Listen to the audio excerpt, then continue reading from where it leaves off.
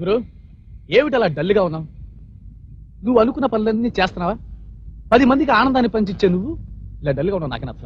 ఇదిగో నీకు విషయం చెప్తాంట్రా. నా మాట విను. చెబుతా పదా. Very good my dear young man. పట్టుదల దీక్ష ఉంటే ఎక్కడైనా ఏదైనా సాధించవచ్చు నిరూపించారు. ఇందులో నాదే ఉంది సార్. ఒక బాలనేస్తుడిగా జైల్లో అడుగుపెట్టిన నేను ఈ రోజు ఒక విద్యావంతుడిగా బయటికి వెళ్ళగలుగుతున్నానంటే దానికి కారణం మీరు నాపై చూపించిన ప్రేమాభిమానాలు. It's all right. సరే గాని ఇప్పుడు నువ్వు ఎక్కడికి వెళ్తావు? బడిలోంచి బ్రతుకులోకి సార్. Very good. బడిలో సిన్సియర్ గా చదువుకున్న నువ్వు బ్రతుకులోనూ విజయాన్ని సాధించాలని ఆశిస్తున్నాను. Wish you all the best. Thank you sir. By the by, నా స్నేహితుడికో లెటర్ రాసిస్తున్నాను. ఇది నువ్వు అతనికి ఇస్తే నీకేదైనా ఉద్యోగం ఇస్తాడు. ఇదిగో నీకు రావాల్సిన డబ్బు, నీ డిగ్రీ సర్టిఫికేట్. ఏమ్మా, నేను అడిగేది వినిపిస్తోందా? వినపడుతోంది నాన్న. ప్రపంచంలోకెల్లా పెద్ద మ్యూజియం ఎక్కడుంది? లండన్. లండన్ లో ఉంది నాన్న. అమెరికాలో ఓ వ్యక్తి పేరుతో మహానగరం ఉంది. ఏమిటది? వాషింగ్టన్.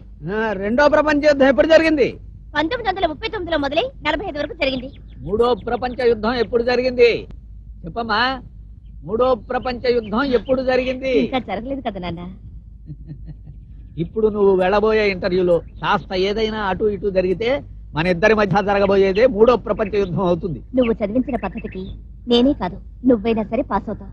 నేను పాస్ అవ్వాల్సింది ఇలాంటి పరీక్షల్లో కాదమ్మా, జీవితంలో. కానిస్టేబుల్ కూతురు కలెక్టర్ అవుతుందేమిట్రా అని వెటకారం చేసిన వెధవల ముందు నిలబడి గర్వంగా మీసం మెలేసే రోజు రావాలి. అది నీ చేతుల్లో ఉంది. పద పద, నీ ఇంటర్వ్యూ టైం అయింది.